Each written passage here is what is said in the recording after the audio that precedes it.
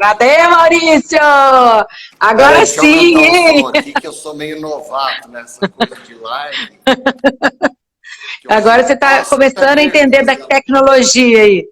que eu achei que só sertanejo fazia live. Você viu, né? E você já é um professor tarimbado. Eu falei assim, não vai ter problema nenhum com o Maurício, mas agora está firme aí a tecnologia, nós conseguimos. Estamos aqui. Maurício, primeira Diga. coisa, né? Quero falar assim que é um prazer tê-lo aqui com a gente.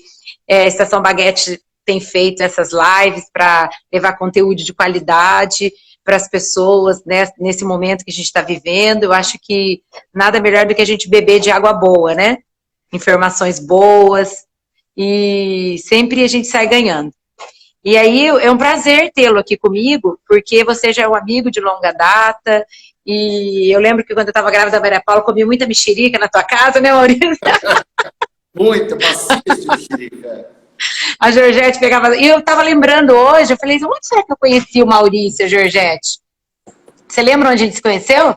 Lembra, foi no curso de pós-graduação, No né? curso de pós-graduação, isso mesmo. 2007, 2008, por aí. Nós fazíamos pós-graduação, você e a Georgette juntos, e aí ficamos amigos de lá para cá, uma amizade muito gostosa. Muito obrigada por aceitar o nosso convite aqui, né, para essa live, vai falar sobre liderança. Maurício, eu queria que você falasse um pouquinho sobre a sua formação, falasse para o pessoal, né, que está ali nos assistindo, contar um pouquinho sobre você. Então tá bom. Patrícia, também quero agradecer o convite, porque assim, você falou assim, vamos levar conteúdo de qualidade. Você sempre leva as coisas de qualidade para as pessoas, e não poderia ser Oh, diferente. que Então agora a coisa gente está boa. aí trazendo um pouco de esclarecimento, de informação, conhecimento para as pessoas. E a minha formação, eu fiz faculdade de psicologia, no antigo Cesulon em Londrina, que agora se chama Unifil, porque era uma escola mais tradicional na área de psicanálise. Então, a gente teve professores excelentes ali. E depois disso, eu fui residente, fiz residência em psicologia institucional psiquiátrica no Américo Bairral. Trabalhei em hospital psiquiátrico há alguns anos. E aí a gente foi também caminhando paralelamente com uma formação que já veio da faculdade, que é psicologia organizacional. A gente fez clínica escolar, eu fiz clínica escolar e organizacional. E eu sempre gostei muito de empresas. E aí eu trabalhei com empresas durante muitos anos e coisa de 12 anos atrás, 10 anos atrás, a gente começou então a investir na área de consultoria para empresas e também na área de consultório, de clínica. E nesse período a gente foi entendendo que as empresas, né, estão num processo muito rápido de mudança, sempre, muita mudança, muita adaptação. Então a gente tem que acelerar para estar sempre à frente das mudanças, né?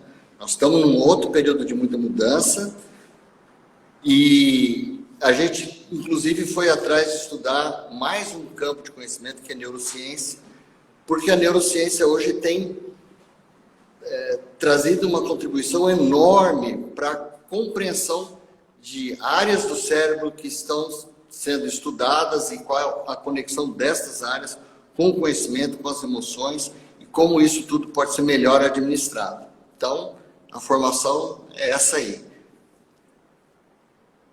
E aí você vai contar um pouquinho para eu amo a neurociência, eu acho bárbara, porque ela é um misto assim de tudo de bom, né? Eu acho que vem para somar, né, Maurício? Eu sei que você é muito estudioso, tem um grupo de estudo aí em Londrina, né? Que Isso, fala sobre neurociência, já me contou isso, e eu fico muito feliz de poder partilhar isso com o nosso público. eu E também. aí hoje o nosso tema é liderança. O que você tem para me falar, para nos falar sobre liderança? O que é Então, ser um bom líder? Como que é? Enfim, vamos entrar no assunto. a primeira coisa que a gente tem que pensar sobre liderança é assim, por que alguém vai querer ser líder? Né? Dá mais trabalho, né? Envolve lidar com um campo muito complexo, que é o comportamento das pessoas, né? Liderar significa conduzir as pessoas, né? Por que alguém vai desejar uma coisa assim se dá tanto trabalho? E muita gente reclama para mim, nossa, é tão difícil lidar com gente, a gente vai falar sobre isso depois. E aí a questão é a seguinte, por quê? Quando as pessoas são líderes, isso nasce normalmente de um desejo interno muito grande de poder contribuir. Isso é muito interessante. E de ser protagonista de uma história, né? Mesmo quando nós não somos líderes, né, que nem todo mundo pode ser líder, porque algumas pessoas têm que ser lideradas, as pessoas têm que ter a noção de o que é liderança para poder ou ser um bom líder, ou também para conseguir conviver e ser administrado pessoalmente por algum líder que esteja se propondo a conduzi-lo e educá-lo para novas tarefas. Então, a liderança, antes de mais nada, é uma doação que uma pessoa resolve fazer, né, para aqueles que estão à sua volta. E uma doação de pessoas que acreditam que possam mudar aquilo que está acontecendo para melhor. Muito lindo isso, Maurício. Gostei muito. Mas é muito real, viu, Patrícia? É muito bonito. É lindo e é real, porque eu acredito que seja exatamente isso. Não é só pelo dinheiro, não é só pelo cargo. O essencial é quando você se doa pelo outro, né? Fazendo essa liderança. Muita gente vai atrás de cargo, de chefia, pelo salário, né? Pela melhor condição financeira, e isso costuma não dar muito certo, porque esquece que a liderança tem um tanto dela que é uma disposição, uma disponibilidade para o outro. É bonito, mas não é só bonito e romântico, né? A gente tem que prestar atenção. Dá um trabalho doido, mas também dá um trabalho. Mas é o tipo de coisa que quando você vê o que você pôde realizar na vida das pessoas, o tamanho da satisfação, o tamanho do prazer que você tem nisso, né? Não tem dinheiro que pague. Maravilhoso. Vou de entrar aqui a Carol, amiga nossa, que acho que é tua amiga também, né? Lá da Multi, Carol, todo mundo que tá aí. Ah, que legal. E é isso mesmo, Maurício. Eu acredito muito nisso que você esteja falando. O bom líder é aquele que, além dele, primeiro se motiva, né? Ele entende o verdadeiro valor, é uma missão, né? Liderar é uma missão que contagia as pessoas pela liderança. E, ao mesmo tempo, ele entende que a missão dele é dura, é trabalhosa, mas que é enriquecedora, né? Ela é muito enriquecedora, porque no processo também, o líder, ele sofre constantes transformações. E são transformações que fazem com que ele sempre esteja melhor e mais satisfeito. Quer dizer, quem experimenta essa tarefa vai entender que é muito gratificante, apesar do trabalho, como nós já dissemos. Agora, uma coisa interessante sobre motivação que você falou, por que a pessoa tem essa motivação? Eu costumo perguntar o seguinte para as pessoas, da onde vem a palavra motivação? A palavra motivação vem da mesma origem da palavra motor, ou seja, aquilo que impulsiona, aquilo que busca as pessoas que faz com que uma coisa se... um momentinho só. O que faz com que um determinado objeto entre em movimento. É um motor. E motivação tem a mesma origem. Então, qual é a pergunta que eu faço? A mesma... o motor, por exemplo, é o que está na locomotiva. Né? Eu pergunto às pessoas, mas o que uma locomotiva faz?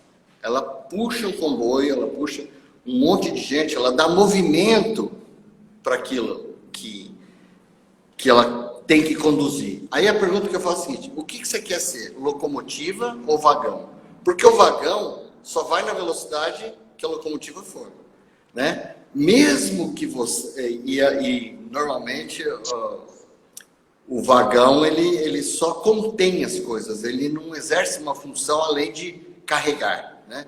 Então eu pergunto, você quer ser vagão ou quer ser locomotiva? Mesmo quando você não é líder, mesmo quando você não é, vamos dizer assim, o dono do negócio ou qualquer coisa desse tipo, você tem que entender que você tem que ter a sua motivação. Você não pode caminhar pela motivação dos outros.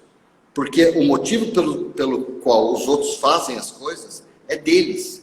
Não vai te deixar satisfeito. Eu vejo muitas vezes algumas pessoas que querem que os filhos sigam uma determinada carreira porque ele acha melhor ou porque a mãe acha melhor. Mas esse é o desejo dela e dele, não do filho. E aí tem um choque muito grande aí. Pode continuar, Maurício.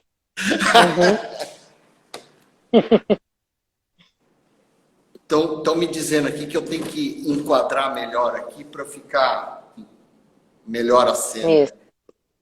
Eu sou novato. Tá ótimo. Tá? Então...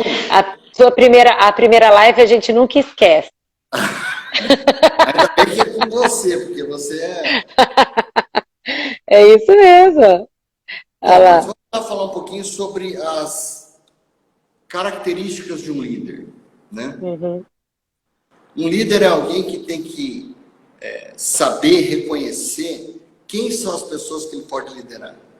Como que ele reconhece isso? Isso é muito interessante. Uma das coisas que você tem que fomentar, você tem que tratar num grupo, né, é perceber quem são as pessoas curiosas. As pessoas que gostam isso é interessante. de saber como é que determinadas coisas funcionam. Né? Então, quando você vai, por exemplo, explicar uma coisa para alguém que convive com você, você fala, eu vou te explicar como é que isso... não, obrigada. Só me fala o que eu tenho que fazer e pronto. Ficar atento com isso, porque tem pessoas que elas... e eu queria fazer uma diferenciação aqui entre... Muita gente acha que tem gente que é sem inteligência, para a gente não usar outra palavra.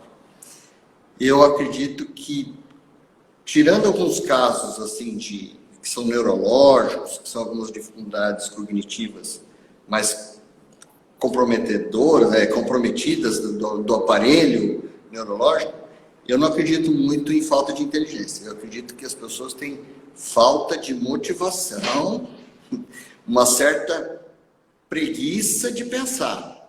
Então, ela quer que o outro pense por ela. Então, quando um líder ele se propõe a formar uma equipe, né, ele tem que ficar muito atento para que tipo de gente que está fazendo parte dessa equipe. Se são pessoas que são dispostas, né, ou se são pessoas que querem simplesmente, né, virar vagão, né, só quer ser arrastada. E isso é muito complicado. E aí nós entramos numa outra questão. Tem gente que me pergunta assim, Maurício, mas, puxa vida, eu cheguei na empresa, eu fui contratado, eu fui promovido e a equipe já estava formada. Tudo bem. Né? Tem certas coisas que a gente não consegue mudar. Mas estar atento para que, ao longo do tempo, você possa ir esculpindo nessas pessoas, né, o desejo de... Você vai dando a sua cara, né, na equipe.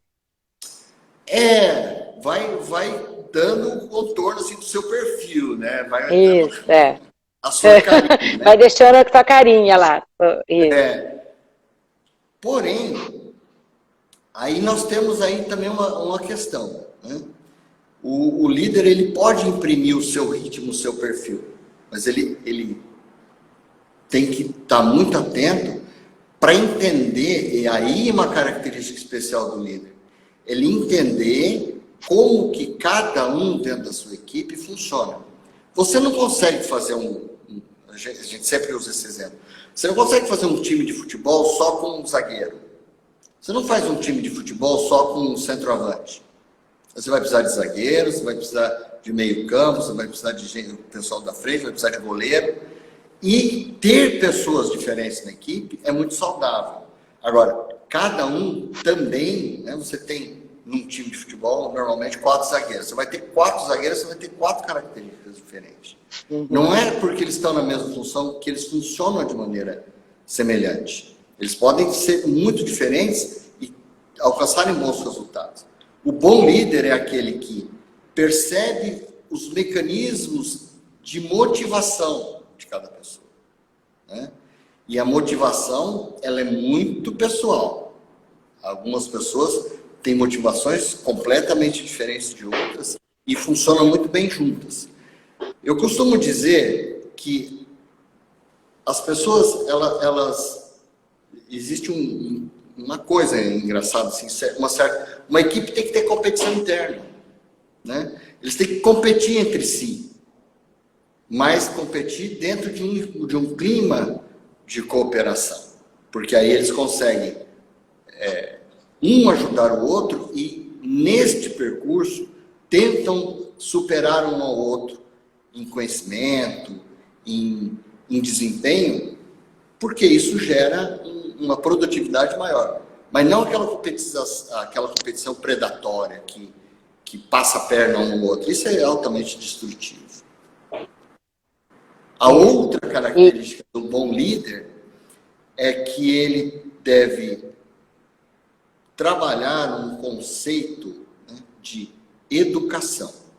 Ele é, antes de mais nada, um educador, uma pessoa que... E o conceito de educação, ele normalmente vem de dois termos, né? Educar e edustre, ou seja, a informação de fora para dentro e a informação de dentro para fora. Ele saber o que aquela pessoa, né? Ele entrar em contato com o que aquela pessoa já sabe e conectar isso com as coisas novas que estão chegando e com os conhecimentos que essa pessoa está precisando absorver.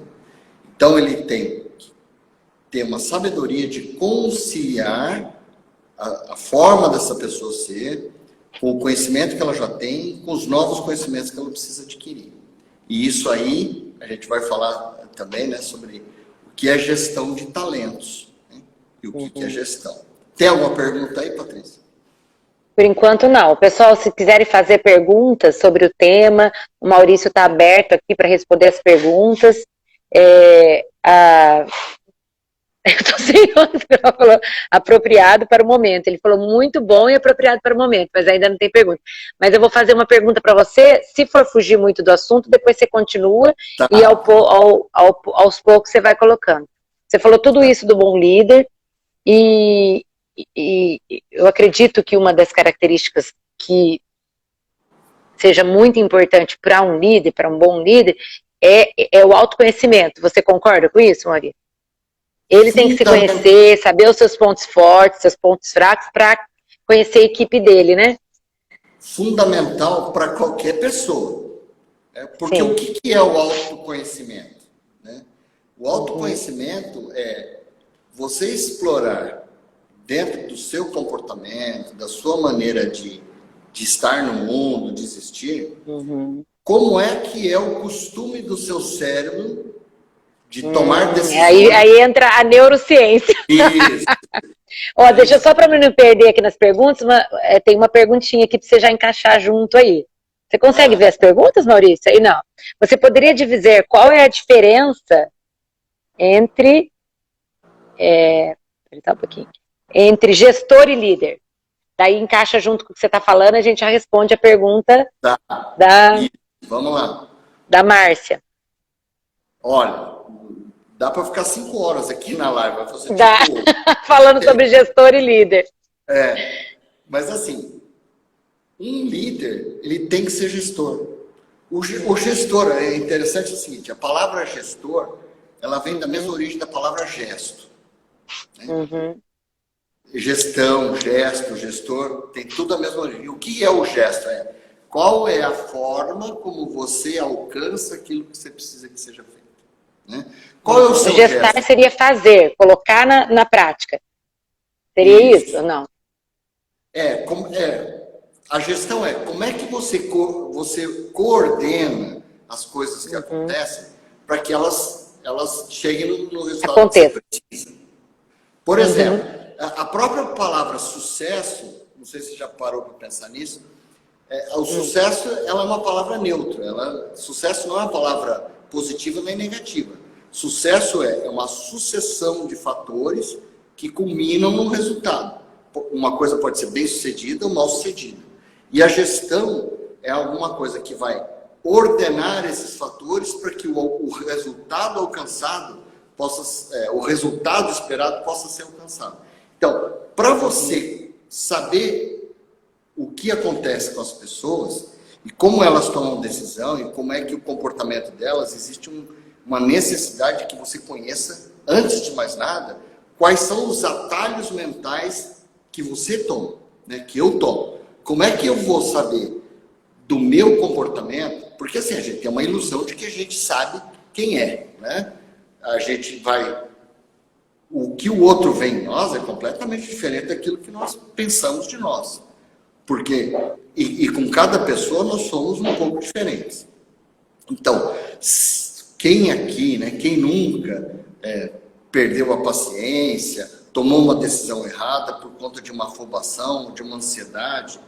Quando nós estudamos a forma como nossa mente funciona, quando nós conhecemos os nossos atalhos mentais, o que é um atalho mental, né? O nosso cérebro consome 30%, 35% de todas as calorias do nosso corpo. E pesa 2% da nossa massa corporal. Ou seja, é uma usina de gastar energia. Então o cérebro, ele passa o tempo todo descobrindo maneiras de criar atalhos. Né? Ele quer trabalhar menos. Para trabalhar menos. E isso é fundamental. Foi isso que fez com que a gente pudesse evoluir. Né? Nossa mente, ela começou a... E o atalho tem muito a ver com conhecimento. Tem coisas que você não fica pensando como é que funciona. Você já sabe. Né? Você já assume aquilo como automático. Sim, para gastar menos energia, né? Como diz o outro, vai no piloto automático, já vai fazendo. Isso. E isso é saudável. Porém, tem muitas formas que a gente desenvolveu ao longo do tempo que são baseados em equívocos. A gente, em determinada fase da vida, tomou algumas decisões ou assimilou determinados conhecimentos e assumiu eles como verdade, e as coisas mudaram e nós não percebemos. Né? Eu costumo... esses dias eu fiz uma publicação que diz assim, não existe novo normal. Existe o novo. O tempo todo as coisas são novas. O tempo todo as coisas estão mudando. Existe a mudança, existe o novo, sempre. Né? Concordo com você. O filósofo Heráclito, que viveu 400, 500 anos antes de Cristo, já falava isso. 2.500 anos atrás, o cara já dizia, olha, tudo muda o tempo todo. O Lulu Santos fala isso, né? Tudo muda. Tem uma música, né?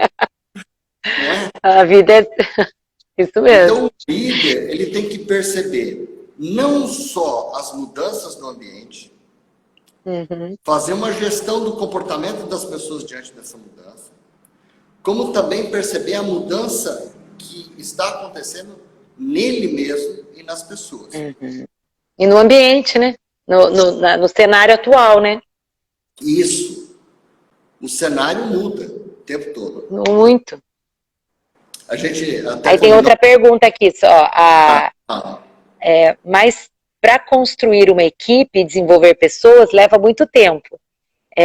A Marcela Trindade falou. E a Camila, né? Ela falou, não, a Camila Senoi e outra, a Cerebralmente, você conhece? Maurício, chamou de, ó.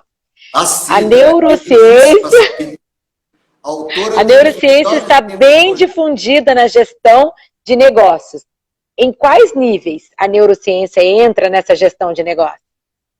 Quem perguntou?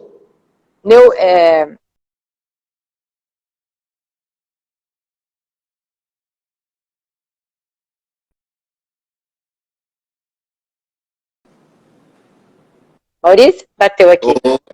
Oi. Opa, voltei. Faz a pergunta de novo que deu uma travada aí. Tá, só um pouquinho. O cerebralmente, ele falou assim, Maurício, a neurociência, né?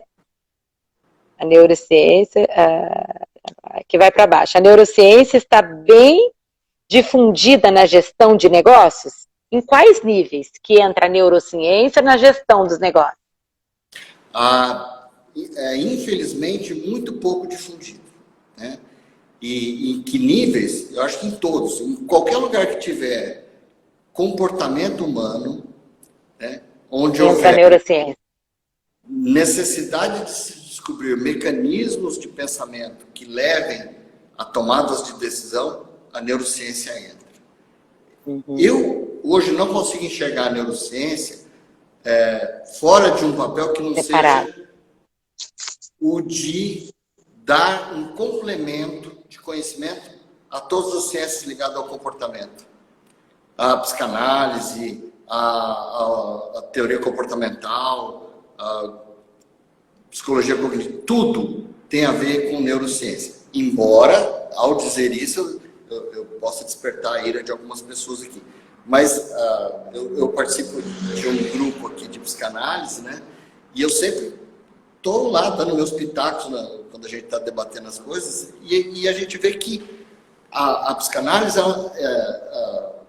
todas as teorias de psicologia, na verdade, né?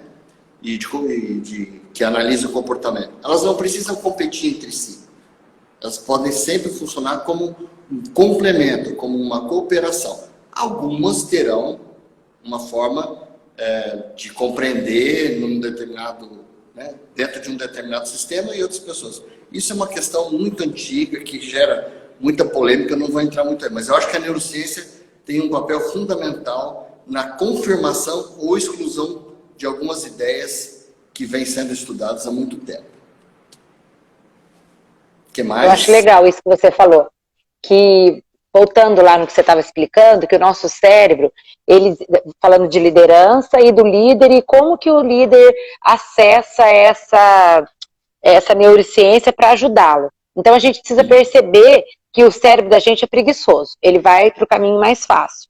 E você estava falando, vê se eu tô certa, se eu entendi o que você falou. Você estava falando assim que às vezes a gente se acostuma a pensar de um jeito e talvez a gente precisa também ter um outro olhar. Um outro olhar até de nós mesmos, da equipe, usando o autoconhecimento para se conhecer o outro, entender a equipe que a gente está, como a gente está lidando com pessoas diferentes, como você falou, uns são de um jeito, outros são de outro. Como que a neurociência ajudaria nessa liderança? Qual que seria o atalho ali que o cérebro pegaria ou não pegaria? Explica um pouquinho mais sobre isso. Você estava falando, a gente... Então vamos aqui retomar, né? Não é que o cérebro é preguiçoso, é que ele tem muita coisa que fazer, né? Então, sim. Ele vai adotar caminhos que consigam ser mais, vamos dizer assim, mais econômicos. Né? Eficaz. Nesta tentativa, muitas vezes, ele cria atalhos. Quem nunca, né, foi seguir o GPS e foi para um caminho que o GPS conduziu para um caminho bem errado, né? Quem não conhece os problemas que às vezes um computador entra num loop, num bug, né, e por melhor que ele seja, tudo está sujeito a ter mau funcionamento. Às vezes as pessoas têm ideias pré-concebidas, até com a melhor das intenções. Mas as ideias... Veja, há um tempo atrás, havia uma moda dentro do comportamento organizacional, que assim, temos que quebrar paradigmas. Sim, nós temos muitos paradigmas para quebrar. Mas alguns paradigmas não são para ser quebrados. São importantes. São bons. Aliás, grande parte disso. O que é um paradigma? É um conhecimento pré-estabelecido que nos conduz pelo caminho que nós adotamos. Então, os paradigmas que precisam ser deixados de lado são aqueles que nos conduzem por resultados ruins. O Einstein tem uma frase que eu gosto muito que diz o seguinte: só um tolo... Você continuar fazendo a mesma coisa, não é essa? Eu conheço uma que fala... Você lembra disso? Essa eu já incorporei. Só um tolo, né? Só um tolo espera resultado diferente fazendo tudo sempre igual. Então... Você continuar fazendo a mesma coisa, você vai obter o mesmo resultado.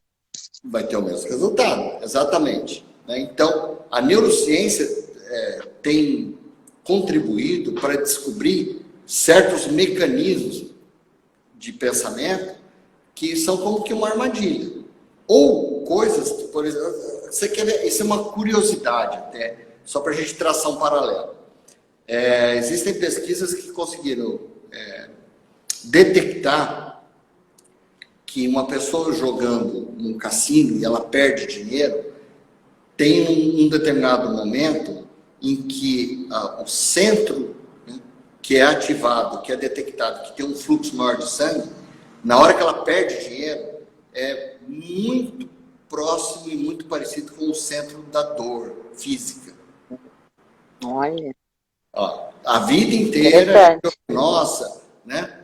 Perder uma pessoa é uma dor, é uma dor, é uma dor. Olha, da onde que a gente tem essa percepção de que perder é uma dor? Agora a neurociência está trazendo, né, uma análise de imagem de ressonância que faz com que isso seja mais palpável do ponto de vista da ciência, entendeu? Aí, voltando um pouco, falar sobre autoconhecimento e uma característica muito importante que um líder deve ter: tolerância, paciência. Pensa num tema difícil. Como que a gente desenvolve tolerância? É uma pergunta... Humildade, né? Então, mas se humildade... Ou não. Como é que é? Ou não, não sei. Tem gente... Hoje tem algumas pessoas que acham que... Olha, não vou nem entrar muito na questão, mas que é importante você ser, né, impositivo, ter uma certa postura de arrogância para você se impor. Eu acho que não existe nada que impõe mais do que ser querido e ser, de ser, vamos dizer assim... Verdadeiro. Ter o outro como, né, assim, puxa, eu gosto do fulano porque eu sempre aprendo com ele e eu estando perto dele, eu cresço, né, e eu me desenvolvo. Não é por medo, não é porque o outro se impõe, mas é porque o outro se mostra útil e agradável. O outro tem aquilo que me faz bem, que me faz crescer. Então, uma característica do líder é analisar o seu próprio comportamento, porque veja o que é que o autoconhecimento proporciona. O autoconhecimento proporciona um conhecimento melhor da minha humanidade, da minha possibilidade de ser humano, ser falho, e na medida em que eu entro em contato com a minha falibilidade, com a minha capacidade de falhar, isso me torna mais sensível ao outro, me torna mais humano na medida em que eu consigo dizer, puxa vida, né? Eu que achei que eu não tivesse determinado defeito e tenho, agora entendo por que o outro tem esse comportamento. A humildade, ela nasce do conhecimento da própria possibilidade de falhar, da onde que vem, né? Aí em contraposição, da onde que vem a postura arrogante normalmente? Vem de uma matriz, pais, educadores, pessoas que criaram aquela pessoa, que foram muito intolerantes e que tudo fizeram para fazer com que essa pessoa se sinta sempre insuficiente. Aí isso desenvolve na pessoa uma intolerância com a falha. Não sei se está ficando clara a ideia, né? Tá. E aí essa pessoa começa a ter um gabarito de que nada está bom. Ora, a eficiência, a construção, a melhora sempre parte de uma certa insatisfação com aquilo que está à sua volta. Mas, como diz o filósofo, né, a diferença entre o veneno e o remédio é a dose. Um tanto de insatisfação com as coisas à sua volta é saudável, mas quando isso começa a ultrapassar um determinado limite, se torna intolerância e arrogância. Então você vai ver que as pessoas arrogantes, intolerantes, normalmente elas vêm de um meio onde elas sofreram muita crítica. E aí essa crítica cria uma sensibilidade extremada, quase que uma dor, né, de perceber o quanto que a vida e as coisas não são perfeitas. Nada vai ser perfeito nunca. Isso não quer dizer que nós não possamos trabalhar para o aperfeiçoamento. Né? Nunca. Né? Não precisa ser perfeito, mas também não pode ser de qualquer jeito. Né? Então, Isso mesmo. a boa medida é quando a pessoa persegue o aperfeiçoamento, sabendo que o outro e as coisas nunca serão perfeitas. Tem uma pergunta aqui, ó. Tá ótimo, vixe. Tem a pergunta da Mércia. O que fazer quando você dá todas as ferramentas de trabalho e seus subordinados ainda não conseguem desenvolver?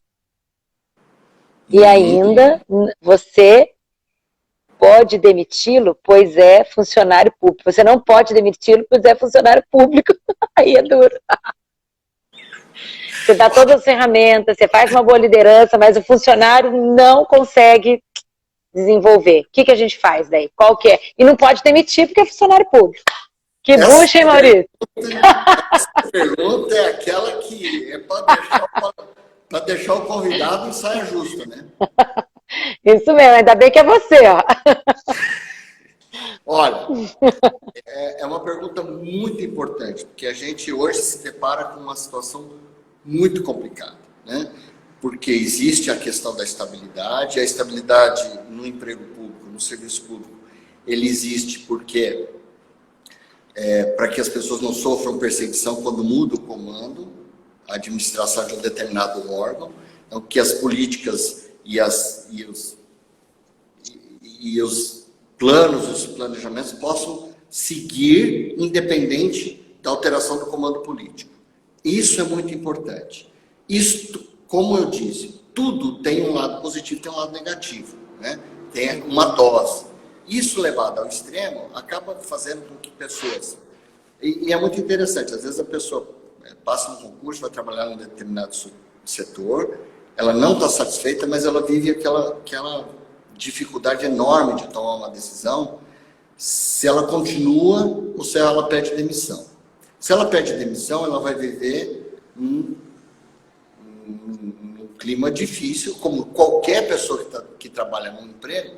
Muita gente tem muito medo de pedir demissão quando está insatisfeito, porque diz, bom, é melhor o certo ruim do que o duvidoso, né? O incerto, que a gente não sabe o que vai acontecer. Ruim é não poder pagar boleto. Bom, mas vamos deixar isso um pouco de lado.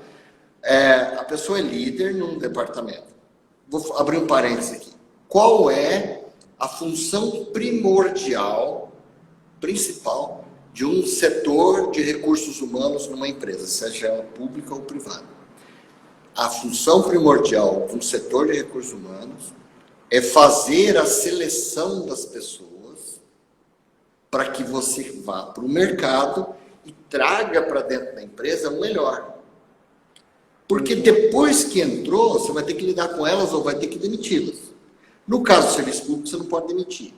Bom, sempre trabalhar no sentido de conscientizar as pessoas, né? Você deu ferramentas, mas muitas vezes nós temos que ir um pouco além de dar as ferramentas materiais. É de trabalhar as questões emocionais, sem, contudo, desviar o foco para ficar como conselheiro sentimental, né? Isso é um equívoco muito comum de algumas pessoas na liderança, que achar que tem que ser amigo ou confidente das pessoas nos seus problemas, né?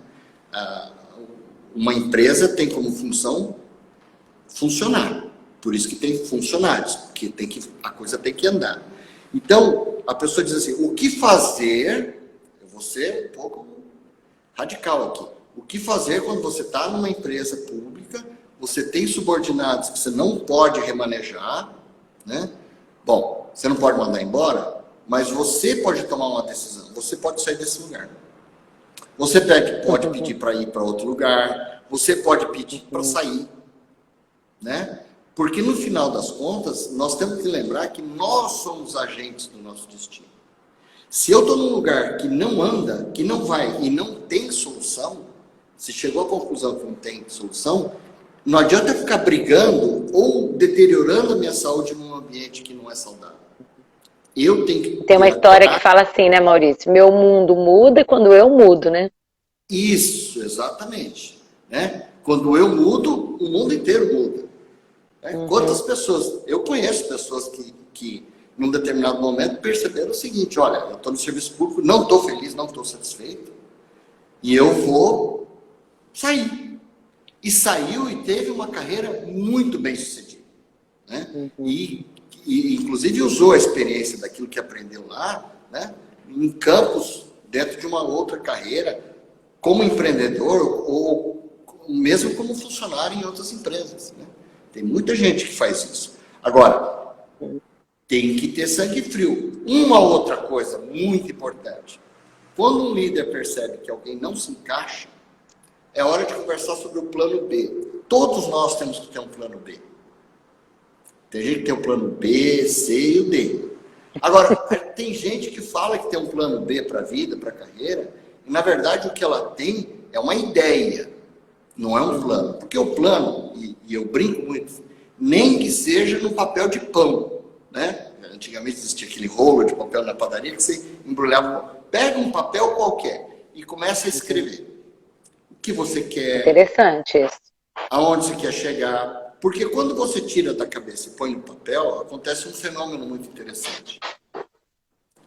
O teu cérebro vai se estimulando, porque na medida em que você vai escrevendo, automaticamente o seu cérebro vai conectando outros pensamentos e outras ideias, aquelas que estão ali no papel. A gente é muito gráfico, né? Diz que uma imagem vale por 1000 palavras, só que você não consegue também falar isso numa imagem, né? Então você tem que jogar as coisas num campo visual, né? Você pode ver filme americano, normalmente das investigações lá do FBI, da CIA, os caras pegam uma parede assim e começam a colar. Verdade, coloca. Verdade. Você sabe que eu tive, diante disso que você falou, estimula toda a parte cerebral, né? E é uma neurociência também, né? E, deixa eu ser. E falando com isso que você falou, até para responder a pergunta lá, né, da uma moça que falou, achei interessante até assim. Então, diante disso que você está falando, ela pode vislumbrar e imaginar um cenário diferente, começar todo dia na casa dela, escrever e visualizar até essa outra pessoa diferente. Como é que é o negócio da outra pessoa? Não entendi. Porque você não falou que, por exemplo, ela, vamos dizer lá, né, ela é líder e ela é funcionária pública e não tem uma pessoa que meu mundo muda quando eu mudo. Você falou para escrever, ela não precisa, às vezes ela não pode pedir a conta nesse momento, ela não pode sair do trabalho dela, mas ela pode visualizar aquela pessoa de uma maneira diferente. Vamos dizer, escrever no quadro dela, ela mesma. Começar a visualizar a pessoa, já imaginar a pessoa sendo diferente, ela vai ser diferente e começa a vislumbrar um cenário diferente onde ela trabalha, mentalmente, para depois começar a concretizar? Ou não, isso não tem a ver. Não, vamos simplificar um pouco a ideia. Na medida que... Quantas vezes... A Rafaela está falando que isso é um mapa mental. Você faz o mapa mental antes e começa a programar essas melhoras também, antes. Então, e aí, ela... Fala. Não, daí ela pode chegar lá e ter resultados, porque já vai com o estigma, o paradigma, a gente vai chegar e vai... Acontece isso com a gente, às vezes comigo acontece muito, eu vou já como que eu posso falar? Uma cisma de tal funcionário, porque realmente você está dando todas as coordenadas e ele não está reagindo. Mas será que se eu também imaginar diferente, conduzir, tratá-lo diferente, ele também não vai ter um resultado diferente? Tem a ver ou isso não... Eu sou um otimista, eu sempre acho que dá para mudar a situação. Mas elas têm que tomar cuidado, que às vezes não dá. E a gente tem que ser rápido para perceber isso também. Tem gente que não vai. Tem gente que não quer ir.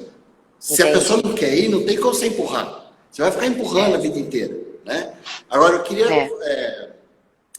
aproveitar uma palavra que foi usada aí, mapa. O que é um mapa? Isso. Né? O mapa é tem até uma brincadeira, né? Você entendeu o que é que desenha? Não, eu prefiro que desenhe. Fica muito mais fácil com o desenho. O que é um mapa? Antigamente existiam as cartas, né, geográficas, que diziam assim, quando você chegar em tal lugar, você vira à direita. Aí alguém falou assim, por que a gente não desenha isso? O que acontece quando você desenha, quando você põe no papel? Você começa a ter uma visão geral, uma visão panorâmica. E aí a sua mente começa a encontrar alternativas. Né? Eu gosto muito de escrever. Então, experimenta você escrever sobre um tema. Você vai escrever uma vez, aí você lê, você muda de ideia. Fala, não, isso aqui eu posso fazer melhor. Aí você reescreve, aí quando você chega lá no final, você fala assim, mas isso aqui eu posso... Entendeu? Quando você exercita a ideia, e só pensando, é muito mais difícil. Quando você exercita escrever, você vai... Concretiza, né? Concretiza. Oi? Ela fica mais concreta, né? Isso. Você passou do plano mental para o plano concreto, né? Isso. O Fábio falou assim, o Fábio Vacura. Eu tenho 1 milhão de papel de pão, um milheiro de papel de pão, anota todos os insights dele. Achei legal.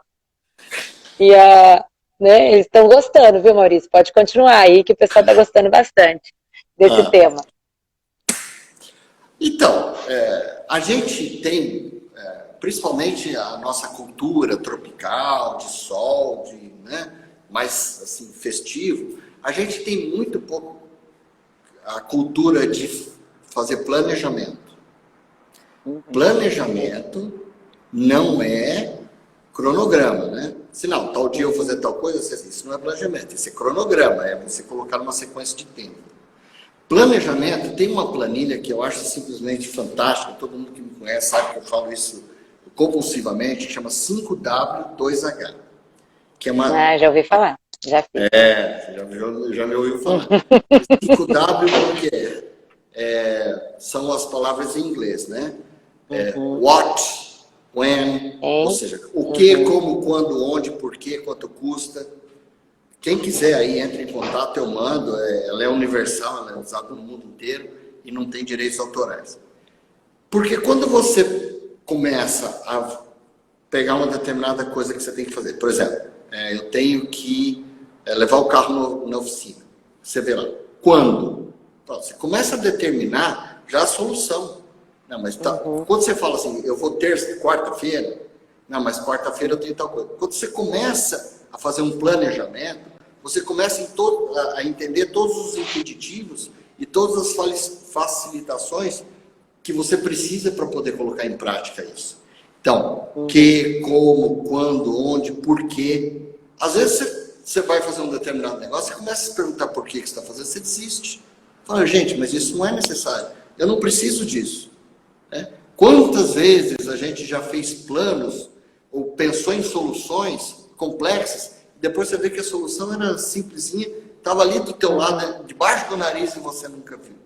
Então, e esse recurso o líder pode usar dentro da empresa, né, Maurício? Muito, isso é muito usado. Você tocou num ponto fundamental. Senta com a equipe para fazer o planejamento de uma determinada atividade. Você vai conhecer os recursos que você não sabia que você tem dentro da equipe. Você vai descobrir... A própria equipe dá a solução. Sempre. Com uma outra vantagem. Quando as pessoas participam da solução, elas se empenham em fazer dar certo porque elas se comprometem. Porque partiu dela. Eu sugeri isso, se eu não ajudar a dar certo, o que eu disse não está valendo. Agora, quando só o chefe, né, não o líder, quando só o chefe diz assim, vou fazer desse jeito, e o outro não concorda, mas não vai, como diz o outro, não vai prestar, né? Não vai prestar. Ô Maurício, olha aqui, tem um aluno seu aqui, vou até comentar aqui com você, né? É o aluno, o Arison, ele falou, professor Maurício, é muito bom, sempre muito bom, né? Um prazer ouvir, você é muito diferenciado, ele falou. Ó. Maurício, nós temos 10 minutos só para a nossa live acabar. Passa muito rápido. Eu vou fazer uma reclamação, né? Do Instagram, que eles terminam muito rápido. Tinha que ser muito mais de 1 hora, uma live, para dar para conversar mais, não é mesmo, Maurício? Mas a gente pode marcar outro dia, outro bate-papo também, falando de outro tema. É sempre muito bom. Você sempre tem muito para acrescentar. E aí, esses 10 minutos finais aí, eu não sei se o que você preparou para concluir, para dar. Para o pessoal, eu tô vendo aqui que está gostando bastante, viu? Todo mundo falando, para ter uma visão descentralizada. A Rafa colocou também que as pessoas, quando elas vão, você falou que se dá abertura para os que estão sendo liderados falar, eles fazem parte do processo e é mais fácil de rodar a máquina, né? Mas então muito. Vai aí. Isso é uma coisa impressionante. Primeiro, né? Quando eu acho que todo mundo tem que seguir a minha ideia, porque a minha ideia é melhor, né? Quando eu sou chefe, ou me compreendo como líder, isso é um equívoco.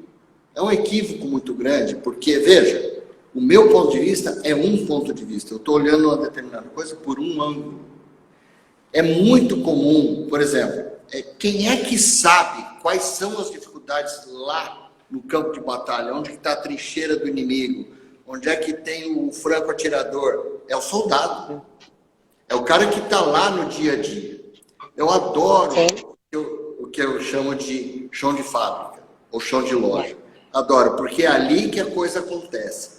É muito comum, Patrícia, que uma pessoa no Brasil, normalmente, eu falo do Brasil porque nós estamos aqui, em outros países, às vezes, tem uma cultura organizacional um pouco mais avançada. Que as pessoas são promovidas não pela sua habilidade de lidar na gestão de pessoas. Elas são promovidas por causa da sua habilidade de executar tarefas. Né? O cara é um bom vendedor, excelente vendedor. Então, ele vai ser supervisor de vendas. Com isso, ele ajuda todo mundo, ele continua vendendo. No caso, ele é um técnico, né? Ele é um bom vendedor, ele é bom para lidar com o público. Certo? Aí ele é promovido a gerente de vendas. A coisa às vezes estraga. Por quê? Porque ele é bom na venda, mas ele não é bom de fazer gestão de pessoas.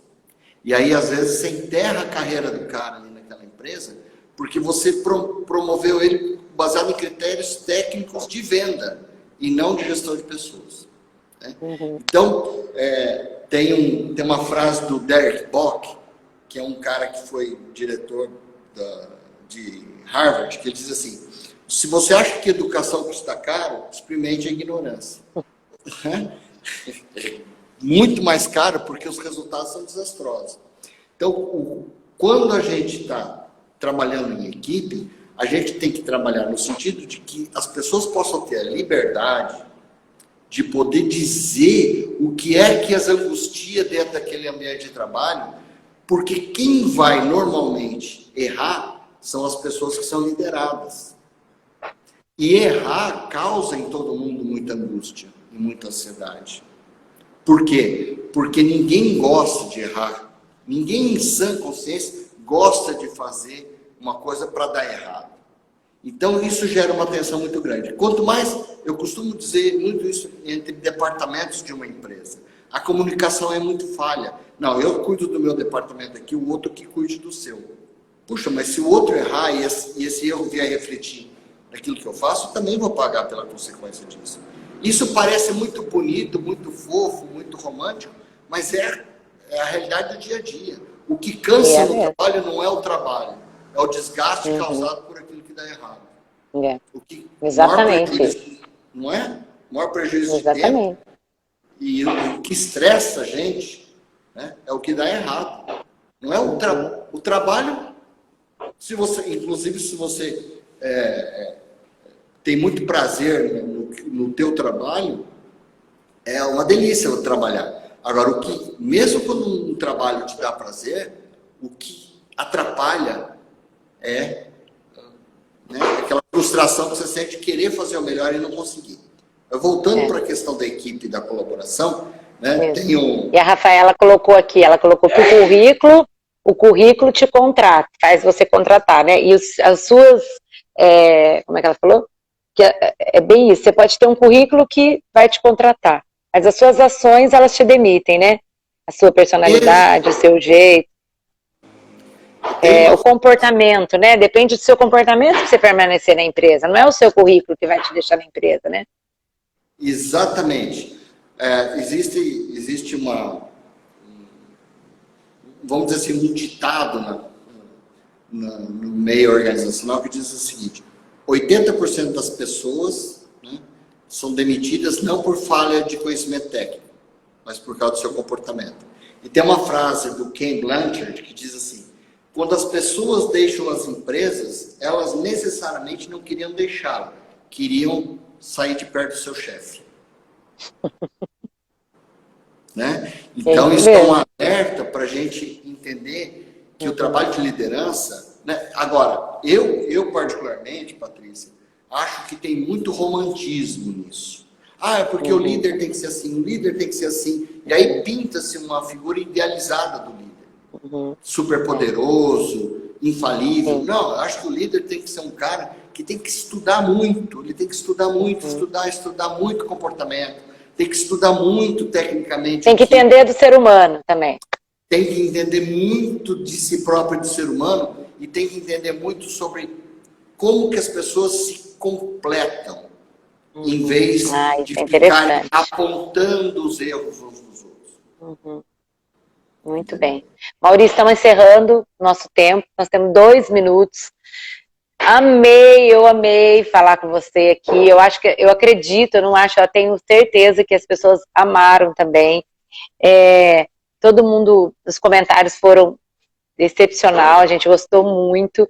E queria agradecer você por doar seu tempo para todas as pessoas que estão nos vendo, para o público da Estação Baguete, para o teu público, e dizer que a gente ama muito você, essa família, viu? A gente sente falta de você por aqui, mas a gente vai até aí te visitar sempre, para poder tomar aquele caldinho, um vinho lá da Georgette. Que delícia. E tá bem friozinho. E aí a gente marca outro dia. Vem para cá, foi uma satisfação muito grande, eu não consegui falar 1/10 do que eu pensei que eu ia falar, você falou que ia voar, o tempo voa mesmo, mas foi uma delícia. Pode convidar, que bom. Tô dentro. Muito obrigada, viu? Daqui a pouco vai cair, mas enquanto não cai, a gente vai se despedindo. Obrigada você por ter nos assistido, por ter contribuído para a nossa live. Foi uma delícia os comentários, foi muito bom. A gente ama quando você comenta e sempre pode continuar aqui na Estação Baguete, que nós vamos trazer conteúdo de qualidade para você que está em casa, viu? E hoje eu estou de mimos da madrinha, que é da minha cunhada. Ó.